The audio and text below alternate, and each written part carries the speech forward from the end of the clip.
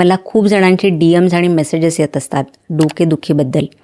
ते म्हणत असतात की आम्हाला खूप वर्षापासून डोकेदुखीचा त्रास आहे. खूप साऱ्या ट्रीटमेंट्स घेतल्या, अगदी न्यूरोलॉजिस्टकडे दाखवलं किंवा MD डॉक्टर्सकडे दाखवलं, तरीसुद्धा डोकेदुखीचा त्रास काही ठीक होत नाही. सो आज मी तुम्हाला सांगणार आहे की ही सततची होणारी डोकेदुखी, त्याच्यामागे एक्झॅक्टली काय काय कारण आहे. स्पेशली शरीरामध्ये कुठली कमतरता झाल्यावर तुम्हाला हा सतत डोकेदुखी किंवा मायग्रेनचा त्रास होऊ शकतो. म्हणूनच तुम्हाला किंवा तुमच्या फॅमिली मेंबर्समध्ये कोणालाही डोकेदुखीचा मायग्रेनचा त्रास असेल तर हा व्हिडिओ तुमच्यासाठी खूप महत्त्वाचा असणार आहे. हा व्हिडिओ तुम्ही संपूर्णपणे नक्की बघा.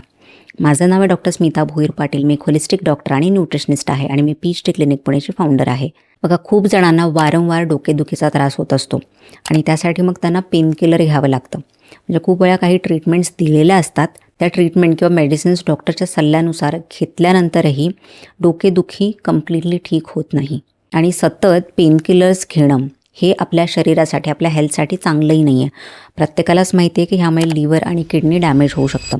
म्हणूनच सतत पेनकिलर्स घेणं तुम्ही बंद केलं पाहिजे. आज आपण जाणून घेऊया की शरीरामध्ये कुठल्या कमतरतेमुळे सतत डोकेदुखी किंवा मायग्रेनचा त्रास होतो. सर्वात पहिलं जे ते म्हणजे मॅग्नेशियमची कमतरता. बघा, मॅग्नेशियम जे आहे ते आपल्या शरीरासाठी अत्यंत आवश्यक असं पोषक घटक आहे. आणि तुम्हाला माहिती आहे का, मॅग्नेशियम हे आपल्या ब्लड वेसल्स म्हणजे रक्तवाहिन्या आहेत, त्यांना रिलॅक्स करतं. आणि जेव्हा पण मॅग्नेशियमची कमतरता होते तेव्हा रक्तवाहिन्या ज्या आहेत त्या खूप स्टिफ होतात किंवा टाईट होतात. त्यामधलं प्रेशर वाढायला लागतं आणि जे मेंदूकडे जाणारा रक्तपुरवठा असतो, त्या नसा ज्या आहेत त्यासुद्धा स्टिफ होऊन जातात. म्हणूनच मॅग्नेशियमची कमतरता ज्यांना असते त्यांना सतत डोकेदुखीचा त्रास होतो. इनफॅक्ट खूप स्टडीजमध्ये असं पाहिलं गेलं आहे की ज्या रुग्णांना मायग्रेनचा त्रास आहे त्यातल्या जवळजवळ 41% लोकांना मायग्रेनचे अटॅक्स कमी झालेले आहेत मॅग्नेशियमचे सप्लिमेंट्स घेतल्यानंतर. सो बघा, मॅग्नेशियम हे आपल्या ब्लड वेसल्स म्हणजे नसांना, त्यानंतर आपले जे मसल्स आहेत त्यांना रिलॅक्स करतं. म्हणूनच ओव्हरऑल डोकेदुखी आणि मायग्रेनचे अटॅक्स कमी होतात आणि हळूहळू हा त्रास कमीसुद्धा होतो. तर जे फूड सोर्सेस आहेत मॅग्नेशियमचे ते म्हणजे पालक, बदाम, काजू, भोपळ्याच्या बिया, केळं किंवा डार्क चॉकलेट, हे सगळे खूप चांगले सोर्स आहेत मॅग्नेशियमचे. आणि जर तुम्हाला खूप काळापासून डोकेदुखीचा त्रास असेल तर मॅग्नेशियमचे सप्लिमेंट घेणं नेहमी चांगलं. त्यानंतर दुसरं जे कारण आहे डोकेदुखीचं ते म्हणजे डिहायड्रेशन. बरेच जण आपल्या शरीराला जेवढं आवश्यक पाणी असतं ना तेवढं पितच नाही. म्हणजे तहान लागत नाही किंवा कामामध्ये व्यस्त असतात त्यामुळे पाणी पित नाही. बघा, ही सर्वात सिंपल गोष्ट आहे. बघा, आपला मेंदू म्हणजे ब्रेन हा जवळजवळ 73% पाणीच आहे.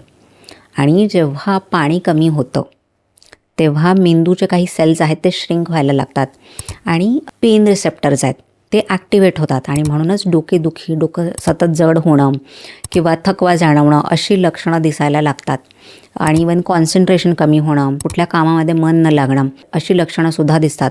म्हणूनच आपल्या शरीरासाठी आणि मेंदूसाठी पाणी अत्यंत आवश्यक आहे. सो दिवसभरातून तुम्ही कमीत कमी 8 ते 10 ग्लास पाणी प्यायलंच पाहिजे. त्यानंतर तिसरं जे कारण आहे ते म्हणजे व्हिटॅमिन B2ची कमतरता. व्हिटॅमिन B2ला रायबोफ्लेविन असंही म्हणतात. सो बघा, व्हिटॅमिन B2 जे आहे ते मायटोकॉन्ड्रिया म्हणजे शरीरामध्ये एनर्जी बनवण्यासाठी गरजेचं असतं. आणि जेव्हा व्हिटॅमिन B2ची कमतरता होते ना, बघा B12 नाही, व्हिटॅमिन B2 ह्याची कमतरता होते तेव्हा ब्रेन सेल्स म्हणजे मेंदूचे जे सेल्स आहेत ते कमी प्रमाणात एनर्जी बनवतात आणि म्हणूनच डोकेदुखीचा त्रास जो आहे तो वाढायला लागतो. सो व्हिटॅमिन B2 कशामधून मिळतं तर हे सुद्धा असतं नॉन व्हेजिटेरियन फूडमध्ये. त्यानंतर अंडी, पालक किंवा बदाम ह्यामधून सुद्धा तुम्हाला व्हिटॅमिन B2 मिळू शकतं. त्यासोबतच जर तुम्हाला खूप क्रॉनिक अशी काही लक्षणं असतील तर तुम्ही B कॉम्प्लेक्स हे सप्लिमेंट घेऊ शकता ज्यामध्ये सर्व B विटॅमिन्स असतात. त्यानंतर चौथं जे विटॅमिन आहे ते म्हणजे व्हिटॅमिन Dची कमतरता.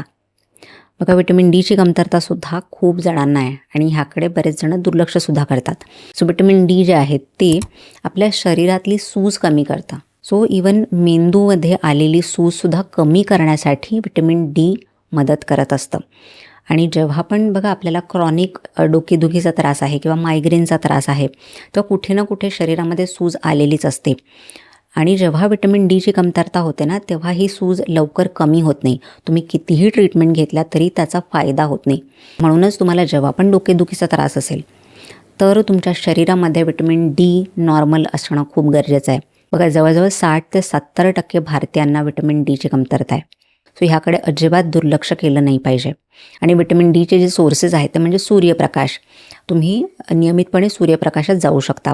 बऱ्याच जणांना असं होतं की उन्हामध्ये गेल्यावर डोकेदुखीचा त्रास वाढायला लागतो. तर अशा वेळेला तुम्ही विटॅमिन डीचे सप्लिमेंट्स घेऊ शकता. त्यासोबतच अंडी किंवा जे दुधाचे पदार्थ आहेत ह्यामध्ये पण थोड्याफार प्रमाणात विटॅमिन डी असतं. पण खूप जणांना जसं क्रॉनिक डेफिशियन्सी आहे तर अशा वेळेला सप्लिमेंट्स घेणं नेहमी चांगलं. त्यानंतर 5वं जे कारण आहे ते म्हणजे आयर्नची कमतरता. जेव्हा आपण अनिमिया होतो तेव्हासुद्धा डोकेदुखीचा त्रास वाढू शकतो. बघा मेंदूलासुद्धा ऑक्सिजन पुरवठा हवा असतो आणि जेव्हा आयर्नची कमतरता होते तेव्हा आपल्या शरीरामध्ये आणि मेंदूलासुद्धा ऑक्सिजन पुरवठा खूपच कमी होतो. आणि जेव्हा ऑक्सिजन पुरवठा कमी होतो तेव्हा तिथे सूज येऊ शकते आणि मग डोकेदुखीचा त्रास वाढायला लागतो. सो जर तुम्हाला क्रॉनिक हेडेकचा प्रॉब्लेम असेल आणि शरीरामध्ये खूपच थकवासुद्धा जाणवत असेल तर आयर्नचे टेस्ट नक्की करून घ्या आणि त्यानुसार सप्लिमेंट्स घेऊ शकता किंवा आयर्न रिच फूड्स जसं की पालक, बीट, डाळिंब, खजूर आणि जे नॉन व्हेजिटेरियन फूड्स आहेत ते म्हणजे मीट, चिकन लिव्हर ह्या सगळ्या ज्या गोष्टी आहेत त्यामध्ये खूप हाय लेवलचं आयर्न असतं. सो जर तुम्ही नॉन व्हेजिटेरियन असाल तर ह्या सगळ्या गोष्टी खाऊ शकता. त्यानंतर 6वं जे कारण आहे ते म्हणजे ओमेगा 3ची कमतरता. सो बघा ओमेगा 3 जे आहे ते अँटी इन्फ्लेमेटरी आहे. म्हणजे शरीरामध्ये कुठेही सूज असेल ती कमी करण्यासाठी मदत करतं. आणि खूप वेळा मायग्रेनमध्ये आपल्या नसांना सूज आलेली असते. सो जेव्हा तुम्हाला ओमेगा 3ची कमतरता असते तेव्हा ही सूज कमी होत नाही. सो तुम्हाला सूज कमी करण्यासाठी ओमेगा 3चे सप्लिमेंट्स घेणंसुद्धा गरजेचं आहे. सो ओमेगा 3साठी तुम्ही अक्रूड आहेत, जवस, चिया सीड्स, मासे अशा गोष्टी घेऊ शकता किंवा कॉड लिव्हर ऑइलचे सप्लिमेंट्स येतात ते सुद्धा तुम्ही घेऊ शकता. तर बघा ही सगळी कारणं आहेत ज्याच्यामुळे मायग्रेन किंवा सतत डोकेदुखीचा त्रास होऊ शकतो. त्यासोबतच काही गोष्टी आहेत त्या डोकेदुखी खूप जास्त वाढवू शकतात आणि ते म्हणजे साखरेचे पदार्थ खाणं किंवा प्रोसेस फूड्स खाणं, त्यानंतर खूप जास्त प्रमाणात चहा, कॉफी पिणं अशा गोष्टी जर तुम्ही घेत असाल तर डोकेदुखीचा त्रास वाढू शकतो. काही जणांना मील स्किप केलं म्हणजे जेवण जे आहे त्यामध्ये खूप जास्त गॅप झाला किंवा ॲसिडिटीचा त्रास असेल तर ह्यामुळे सुद्धा डोकेदुखी वाढू शकते.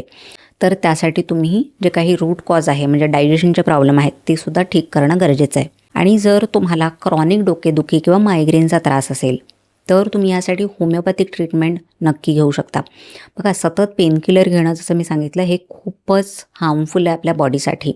जेव्हा पेनकिलर तुम्ही घेत असता तेव्हा ते लिव्हर आणि किडनीला डॅमेज करतं. म्हणूनच तुम्ही होमिओपॅथिक ट्रीटमेंट घ्या. बघा होमिओपॅथीमध्ये खूप सारी मेडिसिन्स आहेत जे पेन कमी करण्यासाठी मदत करतात, सूज कमी करण्यासाठी मदत करतात. त्यासोबतच जे काही रूट कॉज आहे खूप जणांना फॅमिली हिस्ट्रीमुळे डोकेदुखीचा त्रास होत असतो किंवा जसं मी सांगितलं काही डेफिशियन्सीजमुळे होत असतो किंवा गट इश्यूज म्हणजे पोटाचे काही विकार असतात त्यामुळे होत असतो किंवा क्रॉनिक स्ट्रेस, झोप न होणं अशा बऱ्याच कारणामुळे डोकेदुखीचा त्रास होत असतो. आणि अशा सगळ्या कारणांसाठी होमिओपॅथीमध्ये अत्यंत इफेक्टिव्ह अशी ट्रीटमेंट आहे. आम्ही खूप सारे मायग्रेन आणि डोकेदुखीचे पेशंट होमिओपॅथिक आणि होलिस्टिक ट्रीटमेंटनेच ठीक केलेले आहेत. सो तुम्हालासुद्धा क्रॉनिक डोकेदुखीचा त्रास असेल तर तुम्ही आमच्या क्लिनिकमध्ये कॉन्टॅक्ट करू शकता. So thank you for watching this video. हा व्हिडिओ तुम्हाला कसा वाटला मला कमेंट सेक्शनमध्ये जरूर सांगा आणि त्यासोबतच हा व्हिडिओ तुमच्या फ्रेंड्स, फॅमिली मेंबर्ससोबतसुद्धा नक्की शेअर करा.